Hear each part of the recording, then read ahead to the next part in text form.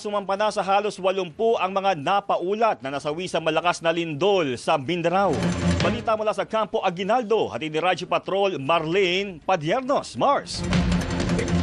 Jeff, batay sa pinakahuling ulat na inilabas ng Office of Civil Defense, umakyat na sa 78 ang bilang ng mga napaulat na nasawi sa pagtama ng magnitude 7.8 na lindol sa malaking bahagi ng Mindanao.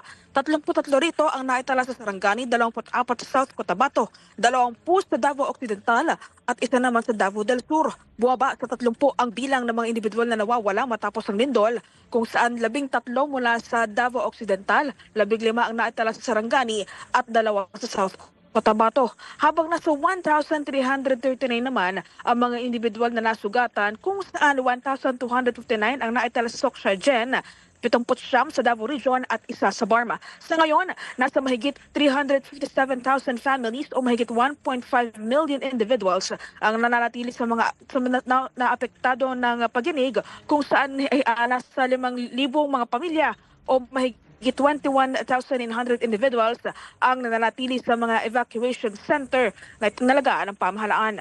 Yan ang balitang kumpirmado, sigurado. Ito ang Radyo Patrol, Marlene Padiernos, DZMM. Maraming salamat, Marlene Padiernos.